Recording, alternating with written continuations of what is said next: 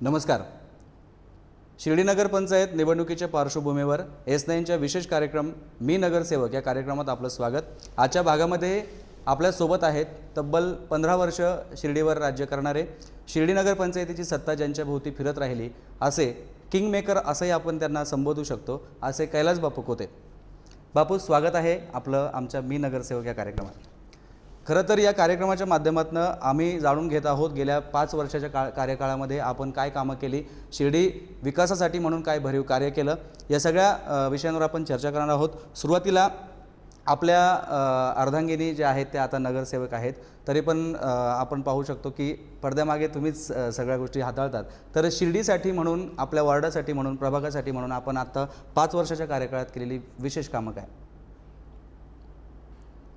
पहिल्यांदा मी S9 चॅनलचं मनापासून स्वागत करतो, कारण त्यांनी शिर्डीचा जो ज्वलंत प्रश्न आहे, जो विकासाचा प्रश्न आहे, त्या संदर्भात वाचा फोडली. त्याबद्दल त्यांचं मनापासून त्यांचं स्वागत करतो, त्यांना धन्यवाद देतो. आपण केलेला प्रश्न असा आहे की आज 5 वर्षामध्ये वार्डामध्ये काय काम केलं. याला आता प्रथमतः वार्ड म्हणता येणार नाही, प्रभाग म्हणता येईल, कारण 4 नगरसेवकांचा एक प्रभाग होता आणि त्याच्यासाठी आपल्याला प्रभागाचं काम करता येईल, म्हणता येईल. या प्रभागामध्ये आम्ही सातत्यपूर्व ज्या लोकांच्या रस्त्याचे कामं असतील, इथं पाण्याची जी आमच्या प्रभागामध्ये काही लोकांना शेवटपर्यंत पाणी पोहोचलं नाही किंवा नवीन पाणी पुरवठा योजना झाली नाही, त्या पाणी पुरवठा योजनेच्या माध्यमातून नवीन पाणी पुरवठा योजना मंजूर करून घेतली आहे. ती लोकांपर्यंत पोहोचण्याचं काम आता जवळपास पूर्ण होईल. आणि या भागामध्ये, या प्रभागामध्ये ज्या ज्या लोकांच्या अडचणी होत्या, स्ट्रीट लाईट असेल, रस्त्याचे कामं असतील, ते प्रगतीपथावर नेण्याचं काम आम्ही सातत्याने केलेलं आहे.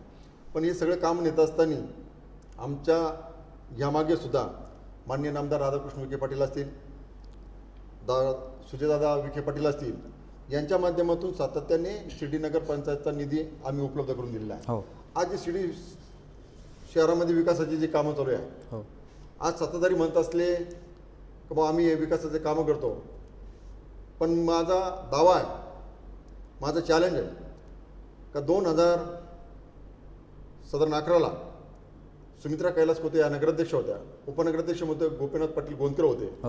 या संदर्भात माननीय नामदार राधाकृष्ण विखे पाटलांनी यासाठी नगरोत्सव असेल, दलित वस्ती असेल, आणखीन नगरपालिकेत काही योजना असतील, या सगळ्या योजनांचा पाठपुरावा करून मंत्रालयातून त्यांनी या 22 कोटी कामाला मंजूर दिलेली आहे. आणि आजच त्या 22 कोटी रुपयाच्या कामाचं उद्घाटन सत्ताधारी करतात. हां, त्या बाबतीत एक विचारायचा तो खरा प्रश्न पुढं होता, परंतु आपण एकदा इशारा देऊन सुद्धा, म्हणजे आपल्या गटाकडनं युवक काँग्रेसने इशारा दिला होता की नामदार राधाकृष्ण विखे पाटील यांच्या हस्ते उद्घाटनं व्हावेत, नाहीतर आम्ही रस्त्यांची कामं होऊ देणार नाही किंवा आम्ही गांधीगिरी करून पुन्हा उद्घाटनं करू. तर तसं पाहायला गेलं तर एखादा मोठा कार्यक्रम जरी झाला नसला तरी पण त्यांच्याकडनं कामं सुरुवात झाली आणि छोटे छोटे त्यांचे उद्घाटन सोहळे सुरू आहेत. या बाबतीत आपल्याला काय वाटतं, आपली भूमिका काय असेल? माझ्यामध्ये सत्ताधाऱ्यांनी काल काही प्रभागामध्ये काही रस्त्याचे उद्घाटन केलेले आहे, पण त्यातल्या प्रभागामध्ये जो प्रभाग होता ताराचंद कोते, त्यांच्या मिसेस सविता कोते, राजेंद्र कोते, वैशाली गोंदकर आणि गोपीनाथ गोंदकर, या भागामध्ये काही त्यांनी कामं सुरू केलेली आहे. त्याचं काल उद्घाटन केलं.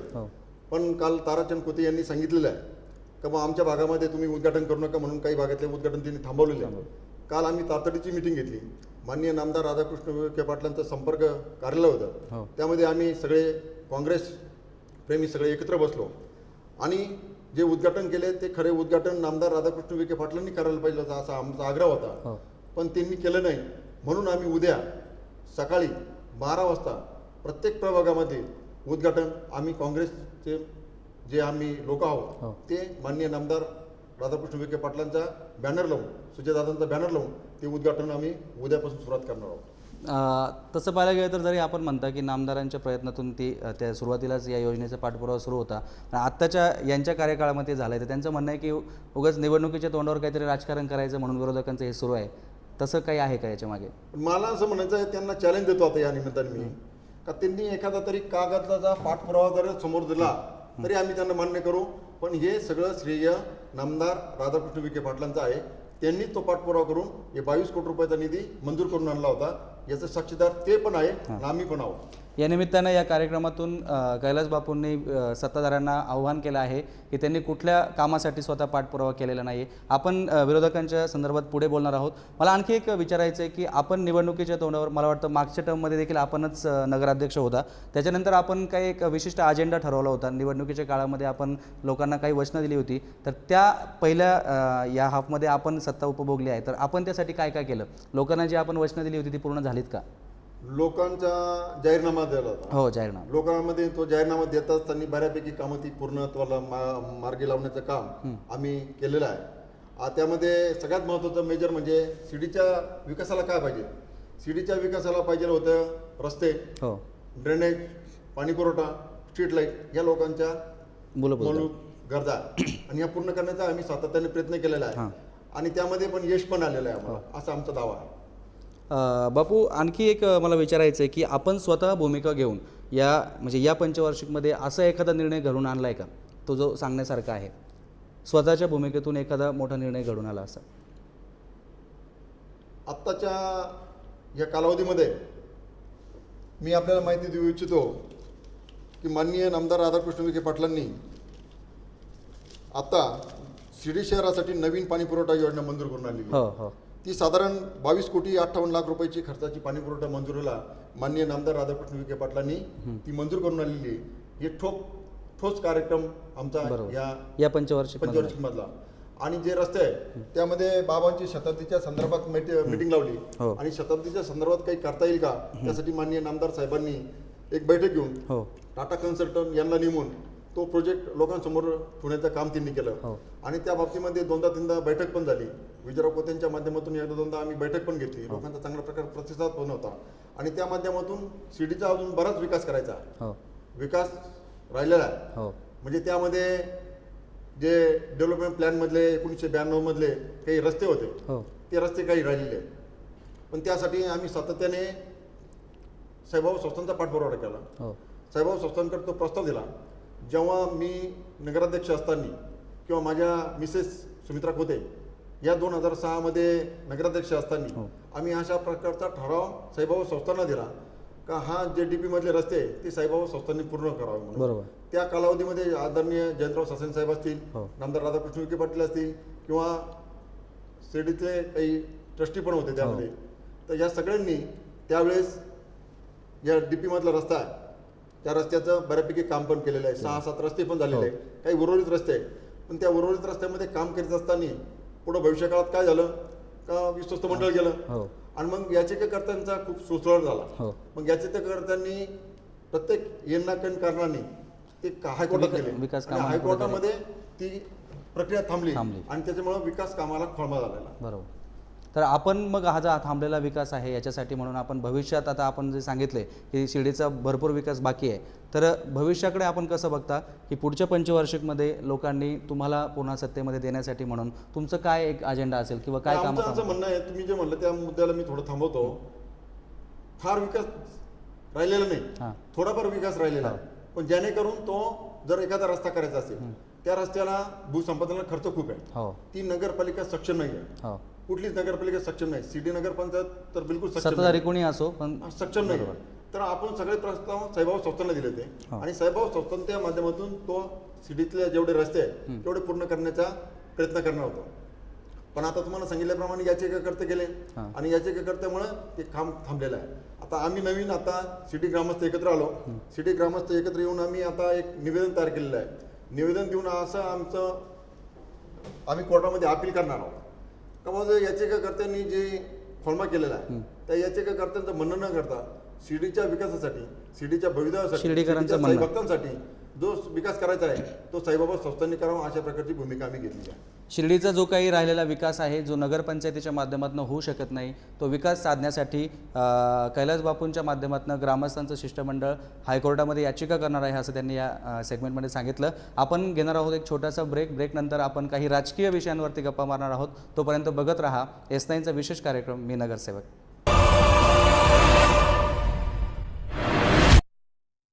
नमस्कार, मी Dilip Wakchaure, hotel Kings Grand व S9 न्यूज चॅनल आम्ही दोघे मिळून प्रश्नमंजुषा कार्यक्रम सुरू करत आहोत. तर आपणा सर्वांना आव्हान आहे का प्रश्न मंजुषा कार्यक्रम सुरू करत आहे तर आपण सर्वांनी उत्तर देऊन आमच्याकडं दुपारी जेवणाचा या संध्याकाळी जेवणाचा लाभ घ्यावा. हॉटेल केबीज ग्रँड प्रश्नमंजुषा स्पर्धेतील आजचा प्रश्न आहे, पोलीस अधीक्षक सौरभ त्रिपाठी यांच्या आधीच्या पोलीस अधीक्षकांचं नाव काय? ए. आर डी शिंदे, बी. सुनीता ठाकरे, सी. गौतम लक्ष्मी. वरील प्रश्नाचं अचूक उत्तर पाठवा आणि जिंका हॉटेल केबीज ग्रँड शिर्डीचे मोफत डिनर कुपन. प्रश्नाचं उत्तर पाठवा दुपारी 2 ते 3 या वेळेतच. उत्तर पाठवण्यासाठी SMS करा 9764980372 या नंबरवर. अचूक उत्तर पाठवणाऱ्यांपैकी निवडला जाईल भाग्यवान विजेता. चला तर मग त्वरित विचारलेल्या प्रश्नाचं उत्तर द्या आणि हॉटेल केबीज ग्रँड प्रश्नमंजुषा स्पर्धेतील विजेते व्हा.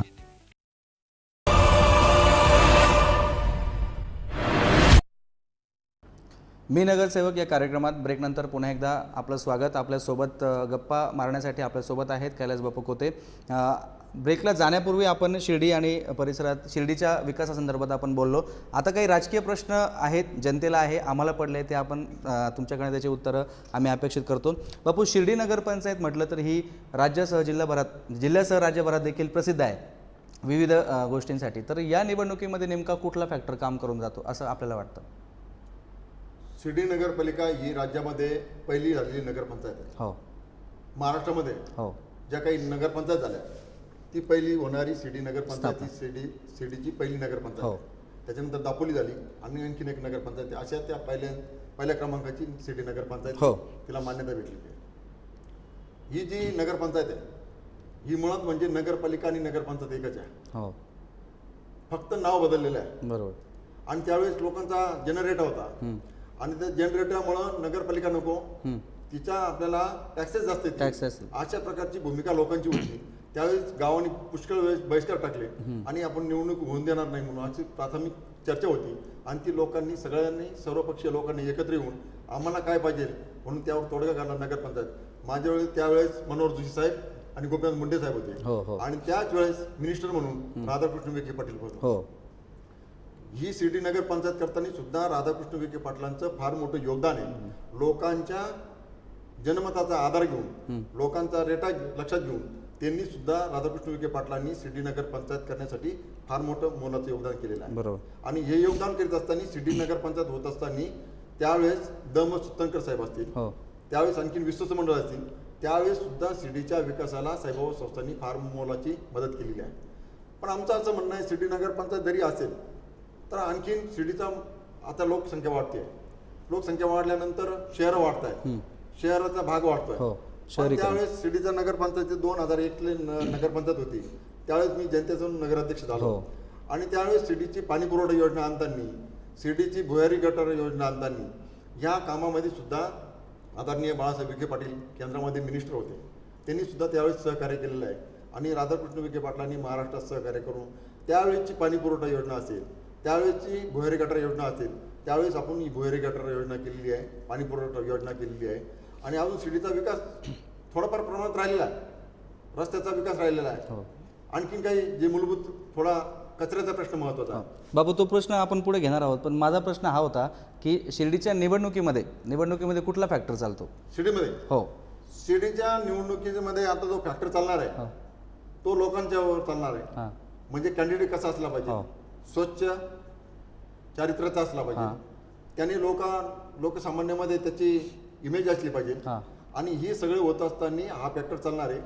बाकीचं फॅक्टर दुसरा असं चालणार आहे, एका बाजूला काँग्रेसला मानणारा वर्ग आहे, एका बाजूला BJPला मानणारा वर्ग आहे, एका बाजूला थोडा शिवसेनेला मानणारा वर्ग आहे, काही राष्ट्रवादीला मानणारा वर्ग आहे. पण आम्हाला ही निवडणूक यावेळेस माननीय नामदार राधाकृष्ण विखे पाटील, सुजयदादा विखे पाटील यांच्या माध्यमातून लोकांच्या जनतेच्या समोर जायचं आहे. मागील 12 वर्षामध्ये झालेली कामं, जी कामं केली आणि लोकांच्या मध्ये सहानुभूती मिळवली, लोकांना शिर्डीमध्ये शांतता पाहिजे आणि शांतता देण्याचं काम आम्ही सगळ्यांनी ठेवलेलं. याच आपल्या उत्तराला धरून एक प्रश्न आहे बापू. सलग 15 वर्षांपासून सत्ता आपल्या भोवती फिरत होती आणि आत्ताच्या काळामध्ये, आत्ता मागच्या ह्याच्यामध्ये विरोधक जे होते, जे तुमच्यातलाच एक नगरसेवक, एक नगरसेविका त्या फुटल्या आणि विरोधकांच्या साथीनं त्या नगराध्यक्ष झाल्या. तर ह्या काळामध्ये तुम्ही सत्तेच्या बाहेर होते. तर मला असं म्हणायचं की तेव्हापासून तर आतापर्यंत किंवा निवडणुकीला सामोरं जात असताना जी काही कामं झाली याचा तोटा आपल्याला होऊ शकतो का निवडणुकीमध्ये? तोटा होऊ शकत नाही. मुळात म्हणजे जनतेला माहिती आहे हे काम कोण करणार आहे हां. आणि कोण करणार आहे. आणि हे काम करत असताना मी सातत्याने नाव का घेतो, कारण त्यांनी काम केलेलं हो. आहे, त्यांनी त्याला मंजुरी आणून दिलेली हां. आहे. लोकांना माहिती आहे, जनतेला माहिती आहे का हे काम कोण करू शकतं, कोणाच्या हातात सत्ता दिली पाहिजे. माझं ठाम मत आहे. या निमित्तानं मी जनतेला विनंती करणार आहे किंवा जनतेला सांगणार आहे किंवा जनता तुम्हाला सांगणार आहे. हां. भविष्य काळामध्ये काही दिवसांनी तुम्ही जेव्हा सर्वे करताल हो. तेव्हा जनता तुम्हाला सांगणार आहे का पुन्हा ही सत्ता राधाकृष्ण विखे पाटलांच्या नेतृत्वाखाली शिर्डी नगर पंचायत त्यांच्या ताब्यात राहणार आहे. बरोबर. आपण असं म्हणताय, पण एक शिर्डीचं राजकारण म्हटलं की कैलासबापू कोते हे नाव ओघाने येतच. कैलासबापूंशिवाय शिर्डीची नगरपंचायत निवडणूक होऊ शकत नाही. पण आता सध्या एक चर्चा आहे की कैलासबापूंची भूमिका नेमकी काय असेल, तर ती उत्कंठा आमच्या प्रेक्षकांना आहे, तशी आम्हालाही आहे की या निवडणुकीमध्ये कैलासबापूंची भूमिका काय असणार आहे. माझी भूमिका स्पष्ट आणि पारदर्शक आहे. मी माननीय नामदार राधाकृष्ण विखे पाटलांच्या नेतृत्वाखाली शिर्डी शहरामध्ये काम करणार आहे आणि ही निवडणूक त्यांच्याच माध्यमातून, सुजयदादांच्या माध्यमातून ही निवडणूक लढवणार आहे. तुम्ही राजकारण सगळं मला तर वाटतं शिर्डीचं राजकारण सगळं तुम्हाला माहिती आहे. निवडणुकीच्या एक वर्षभर आधी तुमचा सगळा प्लॅन हा ठरलेला असतो. तर मला असं म्हणायचं, जरी तुम्ही त्यांच्या नेतृत्वाखाली लढणार असाल तरी शिर्डीमध्ये एकूण किती गटांमध्ये ही लढत होऊ शकते? माझ्या मते शिर्डीमध्ये तिरंगी लढत होऊ शकते. कशी?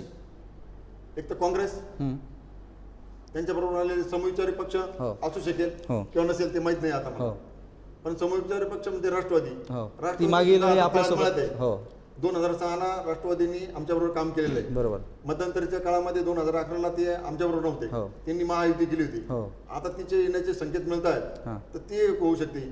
एक बीजेपी सेनाची एक होऊ शकते. आणि ज्यांना उमेदवारी नाही भेटली त्यांचा एक तिसरा नाराज गट. नाराज गट, त्यांची तिसरी एक पॅनल किंवा एक आघाडी होऊ शकते. तिसरी आघाडी अशी होऊ शकते. हो, तिसरी आघाडी. बरोबर. म्हणजे शिर्डी नगरपंचायतीची येणारी जी निवडणूक आहे ती तिरंगी होऊ शकते असं संकेत बापूने दिले, त्याच्यामुळे ती तिरंगी होऊ शकते असं आपणही मानायला काही हरकत नाही. बापू, पुढचा प्रश्न आहे की जनतेमधून नगराध्यक्ष निवडण्यासंदर्भात राज्य सरकारने आताच घोषणा केली. आपणही जनतेतून नगराध्यक्ष झालेले आहात. तर काय वाटतं की एक राजकारणी म्हणून काय वाटतं की जनतेतून नगराध्यक्ष निवडण्याचा काय फायदा आहे किंवा या सरकारला या निर्णयाचा काही फायदा होऊ शकेल का राज्यभरात? माझ्या मते 2001ला जेव्हा युतीचं सरकार होतं तेव्हा त्यांनी अशा प्रकारची घोषणा केली होती, जनतेतून नगराध्यक्ष पाहिजे होतं. हो. नंतर 2006ला 2011ला जेव्हा युतीचं सरकार नव्हतं, आघाडीचं सरकार होतं, त्यांनी तो आदेश रद्द केला हो. आणि नगरसेवकाकडून नगराध्यक्ष झाला पाहिजे अशा प्रकारची भूमिका घेतली. हो. माझ्या मते आता तरी आपण सगळे चर्चा करतायत का जनतेतून नगराध्यक्ष होणार आहे, पण माझं स्वतःचं वैयक्तिक मत असं आहे का जनतेतून नगराध्यक्ष शिर्डी नगरपंचायतला होणार नाही, तो नगरसेवकातून होणार अशा नाही. प्रकारे. शिर्डी नगरपंचायतीचं होऊ शकतं, कारण आता 2 दिवसापूर्वी अशी चर्चा होती बरोबर. की नगरपंचायतीचा फक्त जो आहे तो नगराध्यक्ष हा नगरसेवक. या कमेंटवर नंतर आपण घेणार आहोत एक छोटासा ब्रेक नंतर पुन्हा आपण बापूंशी आणखी विषयांवर चर्चा करणार आहोत. बघत रहा S9चा निवडणूक विशेष कार्यक्रम मी नगरसेवक.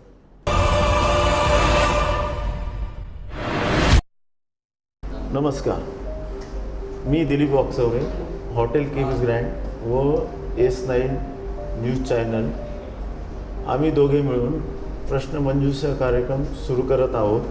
तर आपणा सर्वांना आव्हान आहे का प्रश्नमंजुषा कार्यक्रम सुरू करत आहे तर आपण सर्वांनी उत्तर देऊन आमच्याकडं दुपारी जेवणाचा या संध्याकाळी जेवणाचा लाभ घ्यावा. हॉटेल केबीज ग्रँड प्रश्नमंजुषा स्पर्धेतील आजचा प्रश्न आहे, पोलीस अधीक्षक सौरभ त्रिपाठी यांच्या आधीच्या पोलीस अधीक्षकांचं नाव काय? A. RD Shinde, B. Sunita Thackeray, C. Gautam Lakshmi. वरील प्रश्नाचं अचूक उत्तर पाठवा आणि जिंका हॉटेल केबीज ग्रँड शिर्डीचे मोफत डिनर कुपन. प्रश्नाचं उत्तर पाठवा दुपारी 2 ते 3 या वेळेतच. उत्तर पाठवण्यासाठी SMS करा 9764980372 या नंबरवर. अचूक उत्तर पाठवणाऱ्यांपैकी निवडला जाईल भाग्यवान विजेता. चला तर मग त्वरित विचारलेल्या प्रश्नाचं उत्तर द्या आणि हॉटेल केबीज ग्रँड प्रश्नमंजुषा स्पर्धेतील विजेते व्हा.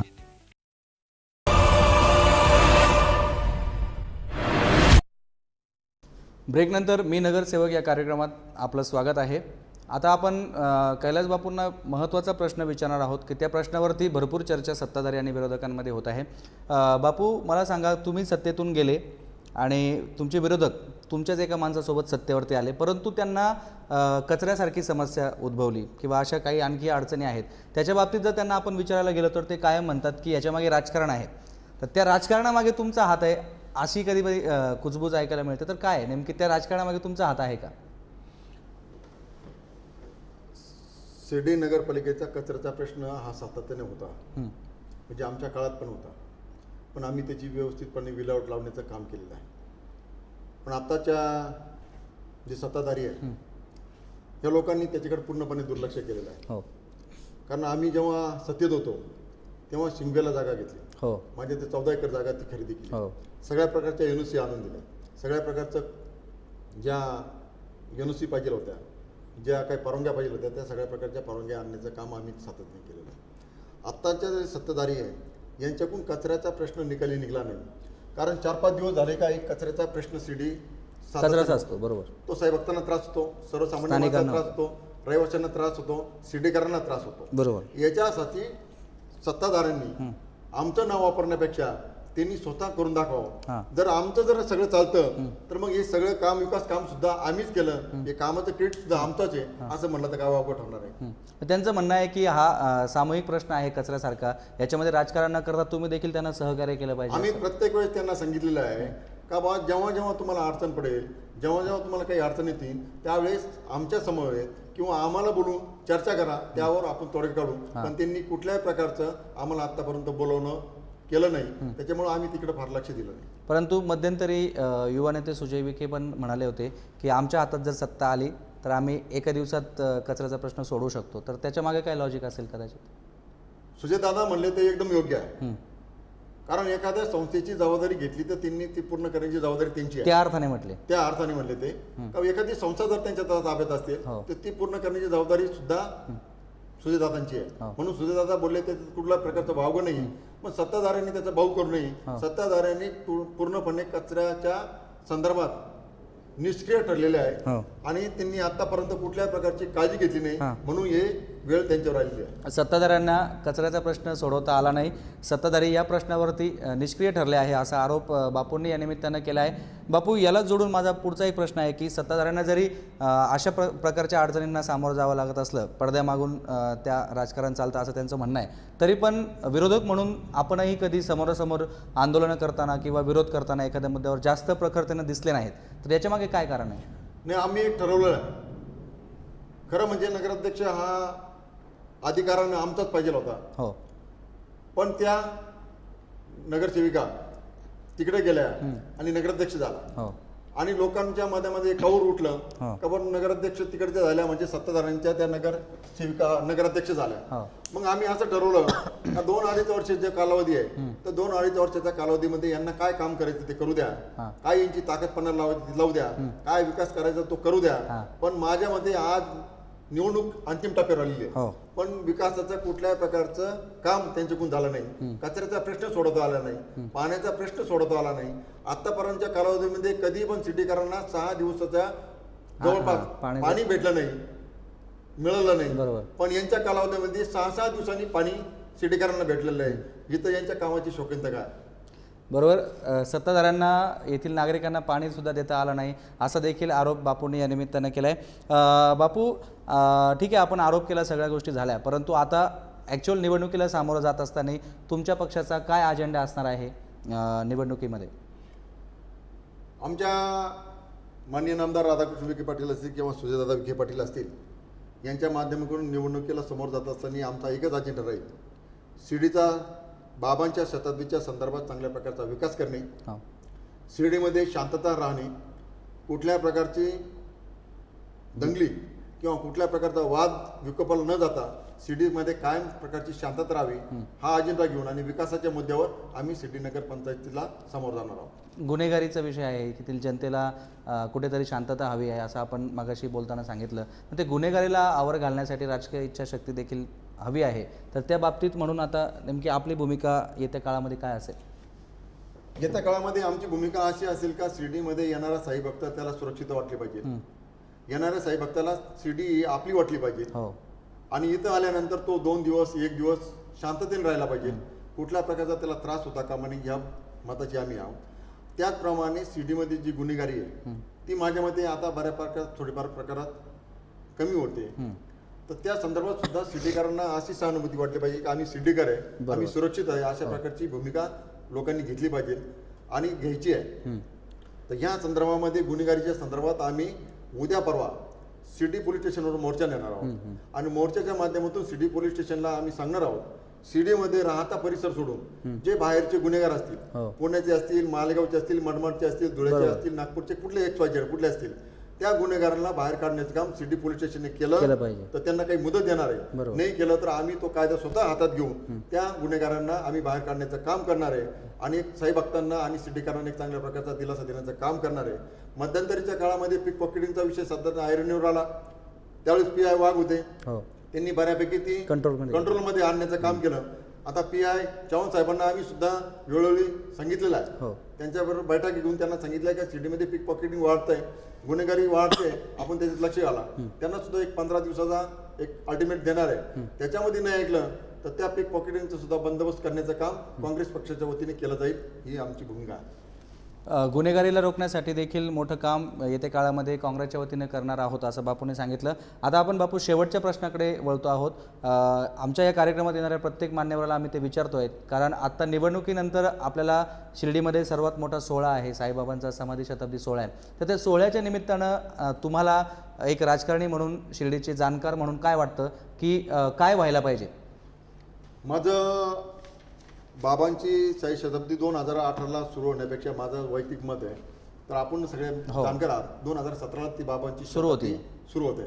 म्हणजे काही महिन्याचा कालावधी नंतरच ती बाबांची शताब्दी, निवडणुकीची रणधुमाळी संपली की लगेच शताब्दी सुरू. बरोबर आपण म्हणल्याप्रमाणे. तर ह्यामध्ये बाबांच्या शताब्दी साठी हा सोहळा जागतिक दर्जाचा त्या दर्जाचा झाला पाहिजे. त्यासाठी काय केलं पाहिजे? त्यासाठी मध्यंतरी आम्ही नामदार साहेबांची बैठक घेतली आणि इन्फ्रास्ट्रक्चर कसं असलं पाहिजे या संदर्भात एक डेमो तयार केला होता. त्या डेमोला सगळ्या प्रकारचे ग्रामस्थ उपस्थित होते आणि ती प्रक्रिया लावली. माझ्या मते 3200 रुपयाचा 3200 कोटी रुपयाचा तो प्रकल्प होता, तो प्रस्ताव होता. त्यासाठी राज्य शासनाची, केंद्र शासनाची, सेवाभावी संस्थांची मदत हवायला पाहिजे. पण आमचं असं म्हणणं आहे, माझं वैयक्तिक असं म्हणणं आहे, जर हा 3200 कोटी रुपयाचा विकास आराखडा आहे आणि साईबाबा संस्थांकडे 1600 कोटी रुपये पडलेले, 1600 किंवा 1500 कोटी रुपयाचं साईबाबांकडे फिक्स डिपॉझिट पडलेलं आहे, तर माझ्या मते साईबाबाच्या संस्थांच्या पैशाला हात न लावता केंद्र शासनाची किंवा राज्य शासनाची मदत होऊन हा विकास झाला पाहिजे, या मताचा मी आहे. आणि हा विकास होत असताना त्यामध्ये इन्फ्रास्ट्रक्चर सगळ्यात महत्त्वाचं, भविष्यकाळाची नवीन पाणी पुरवठा योजना, त्याचप्रमाणे येणाऱ्या साईभक्तांना चांगल्या प्रकारची पार्किंगची व्यवस्था, त्याचप्रमाणे येणाऱ्या साईभक्तांना चांगल्या प्रकारच्या राहण्यासाठी 2 दिवस थांबला पाहिजे अशा प्रकारचं लेझर झालं पाहिजे, गार्डन झालं पाहिजे, बाबांच्या जीवनपटावर काहीतरी असं एक नवीन संग्रहालय झालं पाहिजे. असं काही ना काही करून या बाबांच्या नगरीमध्ये हा बाबांचा सोहळा भव्य दिवस झाला पाहिजे. यासाठी प्रत्येक महिन्याला म्हणजे रामदेव बाबा असतील, रविशंकरजी श्री असतील, अशा मान्यवरांना बोलून दर महिन्याला हा कार्यक्रम घेऊन एक प्रकारचा चांगल्या प्रकारचा हायलाईट करण्याचं काम साईबाबा संस्थांनी केलं पाहिजे. यामुळं आता साईबाबा संस्थांचं विश्वस्त मंडळ येणं गरजेचं आहे. बरोबर. विश्वस्त मंडळ नाही आलं, 30 सदस्य समिती आहे, या 30 सदस्य समितीला पुष्कळ काही काम आहे. कार्यकारी अधिकारी त्यांचं काम बघता बघता त्यांना भरपूर होतं. बरोबर. कलेक्टर साहेबांना पूर्ण जिल्हा पाहायचा आहे, त्यानंतर जिल्हा न्यायाधीश आहे, त्यांना पूर्णपणे त्यांचं कामकाज बघायचं आहे. यामधून वेळ भेटत नाही, म्हणून सिटीचा विकास थांबलेला आहे असं माझं वैयक्तिक मत आहे. पण येणारा शताब्दीचा काळ हा भव्य दिवस झाला पाहिजे, तो तुमच्या आमच्या दृष्टीने अस्मरणीय असा सोहळा झाला पाहिजे. त्यासाठी पत्रकार असतील, सिटीचे ग्रामस्थ असतील, सिटीचे सर्व घटकाचे लोक असतील, सगळ्यांनी बरोबर येऊन माननीय नामदार राधाकृष्ण विखे पाटलांनी यांना स्वागताध्यक्षपद दिलं पाहिजे. आणखीन दुसऱ्या पक्षाचे नेते असतील, सर्वांना सोबत साहेब असतील, यांना बरोबर घेऊन या शिर्डीचा शताब्दीचा सोहळा करण्यासाठी खऱ्या अर्थाने ग्रामस्थांनी पुढे बाबांच्या या सोहळ्यामध्ये राजकारण नको, सर्वांनी खांद्याला खांदा लावून काम केलं पाहिजे असं आपलं मत आहे. बापू, खरं तर तो शेवटचा प्रश्न होता, पण तरी आपल्या उत्तरामधून एक प्रश्न उपस्थित करतो. खरं तर तो अनेकांना पटणार नाही, तरी पण मी विचारतो. एवढं सगळं आपण बाबांच्या समाधी शताब्दी सोहळ्याला सामोरं जात असताना ही जी मध्ये जो पॅच येतोय हा नगरपंचायत इलेक्शनचा, यावेळी परत ताटातूट, परत एकमेकाचे तोंड एकमेकाच्या दिशेला दुसऱ्या दिशेला असतील, थोडे वाद निर्माण होतील. मला असं वाटतं की आपण एक भूमिका घेऊन किंवा आपण आमदार विखेंना पुढाकार घ्यायला सांगून ही नगरपंचायतची निवडणूक आहे ती बिनविरोध करू शकणार नाही का? मी तुमच्या ह्या गोष्टीचं स्वागत करतो. माझ्या मते तुम्ही सांगितलेला विषय खूप चांगला आहे, पण सीडीमध्ये बिनविरोध होण्याचे चिन्ह दिसू राहिले. त्याचं कारण आहे सगळ्या लोकांकडे आता आर्थिक सुबत्ता बऱ्यापैकी आहे. हो. जे नगरसेवक झाले त्यांना माहिती आहे नगरपालिकेमध्ये काय आहे. हां मान सन्मान आहे, हां दुसरं काय आहे मला माहित नाही. आणि ज्या लोकांना व्हायचं आहे त्यांना म्हणतात तिथं फार काही आहे. हां आता फार काही आहे तर तिथं त्यांनी ते गेलं पाहिजे. हां. त्यासाठी ते 10-20 लाख रुपयाचे खर्च पडणार आहे. हां. आणि त्यांना असं वाटतं की आपण नगरसेवक झाला पाहिजे. हां. आणि तुमचा मुद्दा तर मी सुद्धा तुमच्या गोष्टीला समर्थन करतो. राधाकृष्ण विखे पाटलांचा पुढाकार घेऊन आपण शिर्डीची निवडणूक बिनविरोध व्हावी प्रयत्न या करायला- मताचा प्रयत्न करण्यासाठी मी आशावादी आहे. आणि तुम्हाला भावी काळात शुभेच्छा देतो, कारण तुम्ही हा प्रश्न मांडला. हाच प्रश्न सातत्याने तुम्ही बापू, लोकांना या प्रश्नासाठी वेळ प्रसंगी आपल्याला स्वतःला खाली बसावं लागतं, आपण बसणार का? 100%. माझं असं म्हणणं आहे, जर बिनविरोध होत असेल हां. आणि नवीन काही लोकांना जर सर्वांच्या संधी देत असेल, इच्छेनुसार. तर जर थांबायची वेळ आली तर नक्कीच मी विचार करेन. चला तर या शेवटच्या कमेंटवरती आपण या ठिकाणी थांबतोय. बापूंनी मोठ्या मनानं या ठिकाणी सांगितलंय की जर मला गावासाठी किंवा साईबाबांच्या समाधी सोहळ्यासाठी बसण्याची वेळ आली तर मी बसेल. तशीच भूमिका इतरांनी देखील घ्यावी. आणि यंदाच्या पंचवार्षिकसाठी जर ही निवडणूक जर बिनविरोध झाली तर मला वाटतं राज्यामध्ये फार मोठं नावलौकिक आपण शिर्डीला प्राप्त करून देऊ शकू. तर बघूयात येत्या काळामध्ये काय होतं आणि बापू कुठल्या पद्धतीने प्रयत्न करतात ते. आजच्या या कार्यक्रमामध्ये बापूंनी आपल्या सर्वच प्रश्नांना समर्पक अशी उत्तरं दिलेली आहे. पुढच्या एपिसोडमध्ये आपण भेटणार आहोत नवीन नगरसेवक पदाधिकाऱ्यांसमवेत. तोपर्यंत बघत रहा S9 न्यूज.